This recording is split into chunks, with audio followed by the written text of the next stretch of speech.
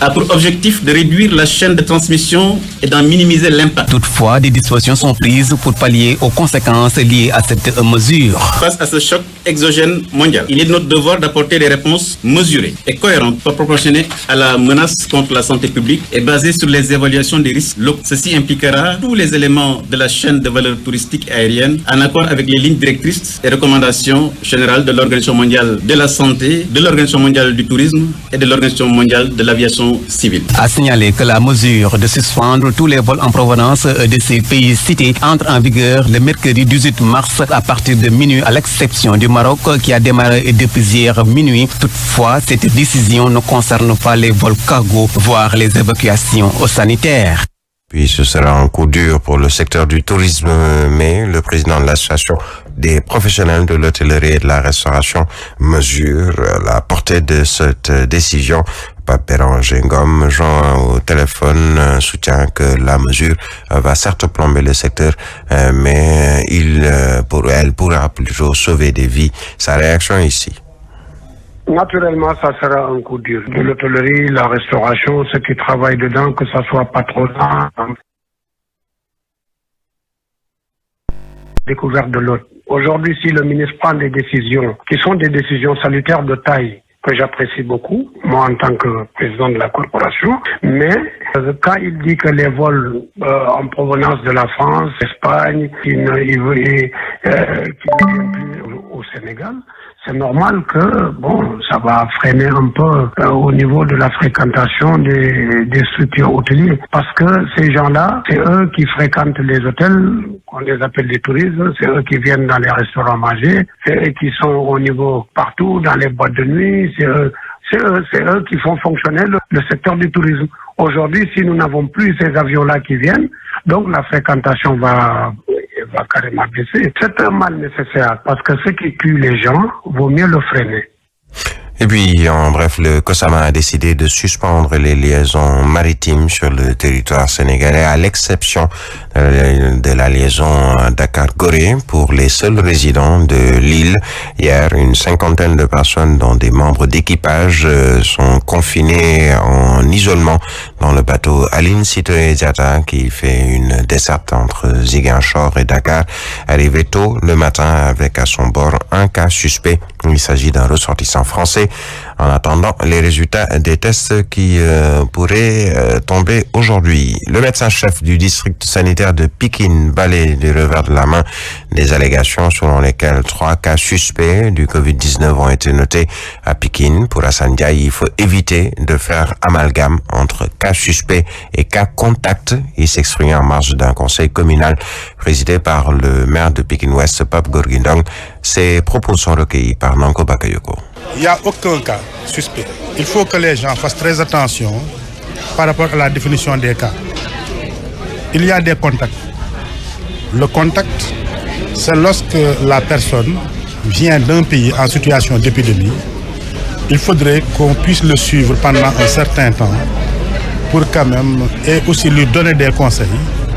Éviter surtout qu'il soit trop en contact avec la population pour qu'au cas où il serait contaminé, ou peut-être au cas où il aurait à présenter des signes pouvant évoquer la maladie, ce qu'on appelle le cas suspect, là l'équipe d'investigation va venir sur place pour faire les prélèvements nécessaires, pour voir est-ce que c'est un cas de coronavirus ou non. Le cas contact également, c'est la personne qui a été en contact avec quelqu'un qui a le coronavirus qui est confirmé grâce aux examens de laboratoire de l'Institut Pasteur de Dakar. Et puis, nous restons sur les structures hospitalières comme l'hôpital Roi Baudouin de Guédiawaye qui a accueilli le deuxième cas positif de Covid-19, on s'en souvient. Un hôpital qui sort progressivement du gouffre après quelques semaines assez difficiles. Finalement, tout a été désinfecté. Les malades reviennent peu à peu se faire consulter comme avant, se réjouit la directrice, Madame Baramata Danfara, qui rassure le dispositif est renforcé pour assurer la protection et du personnel et des patients. L'hôpital Roi Baudouin a reçu même un lot de thermoflash, de gel lave-mains et autres produits désinfectants offert par l'association des câbles distributeurs. Madame Baramara Danfara, directrice de l'hôpital Roi Baudouin de Guédiawaye, avec Nanko Bakayoko. Je pense qu'avant même qu'on ne reçoive ce deuxième cas de malade, il y avait déjà des dispositifs qui étaient déjà mis en place dès que le premier cas est apparu et bien avant. Après le cas qu'on a eu au niveau de l'hôpital, on a renforcé ce dispositif-là. La fréquentation de l'hôpital, c'est vrai que la première semaine, il y a eu une petite psychose, mais ça s'explique un peu par le fait que nous-mêmes, on avait fermé le service qui avait accueilli le patient. C'était pour désinfecter et pour faire un lavage à grande eau. Et il y a d'autres services aussi qui ont bénéficié justement de désinfection et de lavage. Après l'ouverture de ces services-là, les malades sont revenus d'eux-mêmes. Il y a beaucoup de malades au niveau de l'hôpital. Donc en début de semaine dernière déjà, les malades sont revenus et la situation est rentrée dans l'ordre.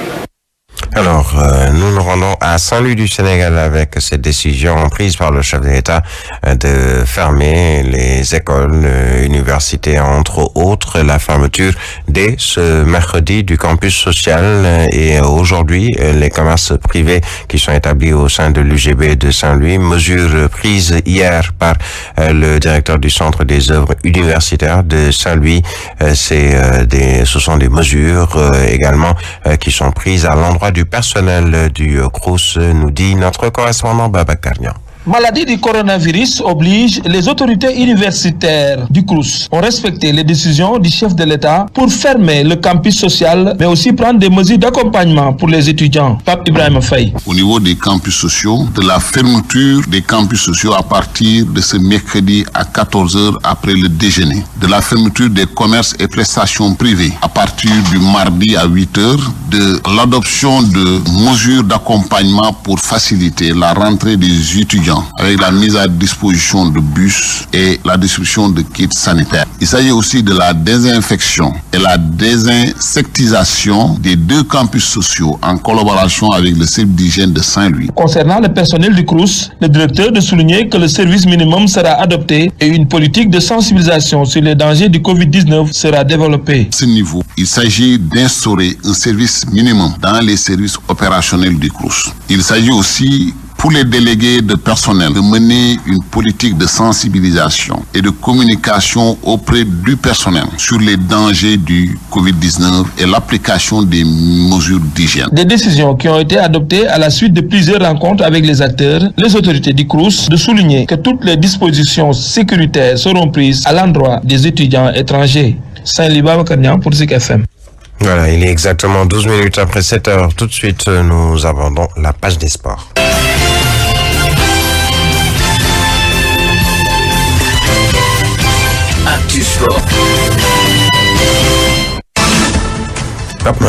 Bienvenue, bonjour. Merci à vous, Birahim Touré, et bonjour. Nous ne sortons pas de ce Covid-19 avec en sport le deuxième Gaïndé qui mobilise pour sensibiliser contre la pandémie. Oui, les supporters sénégalais regroupés au sein du 12e Gaïndé se joignent au ministre de la Santé pour barrer la route au coronavirus via la sensibilisation. Écoutons à ce propos Seydina Issa Diop, président du 12e Gaïndé. Notre présence au ministère de la Santé et de l'Action sociale s'inscrit dans une dynamique de solidarité, mais surtout une manière de répondre à l'appel de la République qui a toujours été à nos côtés. Le 12e Gaïndé se mettra à la disposition du ministère de la Santé et tous les cellules de quartier se transformeront en brigades de lutte contre le coronavirus. Mais surtout, nous allons dérouler un programme, un plan d'activité pour participer à la sensibilisation des Sénégalais. Et nous en appelons au sens du patriotisme de tout un chacun. Au-delà de ça, nous allons appeler tous les sportifs à faire un don de soi pour que ensemble nous puissions gagner cette guerre contre le coronavirus. Alors, le CHAN 2020, à cause justement de ce Covid-19, reporté. Oui, le championnat d'Afrique des Nations CHAN 2020, prévu au Cameroun du 4 au 25 avril, n'aura finalement pas lieu. La Confédération africaine de football a décidé ce lundi de reporter la compétition en raison de la propagation du coronavirus. Selon un haut responsable de l'instance panafricaine, la décision sera rendue publiquement ce mardi ou au plus tard demain mercredi. Pour rappel, la CAF a déjà reporté d'autres compétitions comme les 3e et 4e journées des éliminatoires de la CAN 2021. Et nous terminons avec le président de la FIFA qui appelle à l'unité autour de cette maladie. Oui, alors que le coronavirus gagne toujours du terrain, le patron de la FIFA, Gianni Infantino, a indiqué que son organisation utiliserait ses médias sociaux et d'autres canaux pour aider à vulgariser les conseils de l'Organisation mondiale de la santé. Infantino a aussi exhorté les associations de football et d'autres acteurs du jeu à faire de même. L'UEFA devrait décider ce mardi de la tenue ou non de l'Euro 2020 et aussi de la poursuite de la Ligue des Champions et de la Ligue Europa. Birahim, c'est cette note qui met fin à cette page des sports. Merci à vous, Pape Antamboup. Il est 7h14. Dans un instant, nous abordons la page de la revue de la presse. Donc, une presse qui revient largement sur le Covid-19 et surtout avec ces mesures qui sont annoncées depuis hier et qui vont entrer en vigueur ce mercredi à 0h. Il s'agit notamment de la fermeture de l'espace aérien à certains pays, notamment durement touchés par le Covid-19, entre autres en Europe. Il y a l'Italie, il y a la France qui, par exemple, hier a annoncé la fermeture, pas seulement pour la France, mais pour tout l'espace Schengen. Voyons tout ceci dans la revue de presse de Fabrice Nguema. Bonjour. Savourez la revue de presse avec Bon Café. Bon Café, bonne journée. Sénégal, bonjour. Et qui disait aux grands mots les grands remèdes? En tout cas, la tribune sur la propagation du Covid-19 révèle que le Sénégal coupe la chaîne de transmission. Et ce qui est transmis comme nouvelle gravite autour de la suspension des vols en provenance de France, d'Espagne, d'Italie, de la Belgique et entre autres pays à contamination au coronavirus, nous livre la tribune. Pendant ce temps, le journal du groupe des médias annonce un nouveau cas. Ce qui, à ce jour, porte un bilan de 27 contaminés au coronavirus, dont 2 guérisons. Mieux vaut prévenir que guérir, raison pour laquelle Critique nous livre que le Sénégal se barricade complètement contre le coronavirus et c'est Macky Sall qui coupe les ailes du Covid-19. Surtout qu'explique cette fois l'As quotidien, l'aéroport international Blaise Diagne a été en un temps record élevé au rang de passoire pour Covid-19. Que retenir d'autre d'après l'As quotidien, sinon les dessertes maritimes du pays carrément suspendues. Et plus que le coronavirus refuse de suspendre son envol, Sud Quotidien révèle à sa une que celui qui ferme, voire cadenasse son espace aérien, c'est Macky Sall, c'est Macky Sall et c'est Macky Sall. À la question de savoir pourquoi, pourquoi Gorou Adja Marem est triplement nyangle ou nyangle triplement pour ce qui est de la riposte contre le coronavirus, Sud Quotidien en veut pour preuve la suspension Raking Tak Taf Taf et Jodi Jodi des vols directs et indirects en provenance des zones à risque. Donc, c'est sans risque de se tromper que le Soleil Quotidien nous livre à sa une nos frontières aériennes fermées à 7 pays, fermées à double voire triple tour à partir de demain à 23h59, c'est-à-dire avant minuit 5, comme précise le Soleil Quotidien. Réumi Quotidien toujours sur le Covid-19 s'intéresse aux fake news ou virus du mensonge. À ce sujet, retenons d'après Réumi Quotidien que Mbaye Père et Selbendom ont été convoqués à la section recherche à la recherche des infos sur les cas précités. L'exclusif l'est. Le journal nous apprend en effet que les gendarmes piquent le coronavirus à 2 gros gueulards. En tout cas, Mbaye Père tremble tandis que Selbendom s'enfuit, révèle l'exclusif. Le journal au sujet de Selbendom nous renseigne que la pseudo-voyante semble avoir détalé avec la queue entre les jambes. Pourquoi? Parce que Ndaosi Ndom Selbé, qui fait faux bon aux gendarmes, a déserté son domicile et son portable est éteint. En tout cas, retenons d'après enquête que la fugitive, en l'occurrence Selbendom, passera et par la force dans les bâmes à la casserole des enquêteurs de la section recherche aujourd'hui à 11h pile. Pour l'heure, enquête s'arrête sur la suspension des lignes aériennes histoire d'évoquer de gros nuages sur le tourisme et le fret, d'où l'interrogation de l'évidence à savoir vers l'effondrement de l'économie. Oui, répond le quotidien. Le journal en effet note que le Covid-19 infecte l'économie. Économiquement parlant, il sera par exemple question de baisse des recettes douanières et fiscales, sans oublier des craintes sur l'approvisionnement en denrées, surtout que nous livre l'observateur L'Obs, le Sénégal n'a pas plus de 3 mois de stock de denrées alimentaires. En attendant, passons à Libération qui titre Thiès Hassan Fall avoue avoir engrossé puis tué Khady Diouf âgée de 15 ans et enceinte de 2 mois. à la une de Libération. Il s'agit des propos de Hassan Fall en question, à savoir, je n'avais pas une autre solution. Eh bien, Hassan Fall dans Libération dira, je lui ai demandé d'arrêter de dire partout que je suis l'auteur de sa grossesse. Je l'ai étranglé à l'aide d'une corde.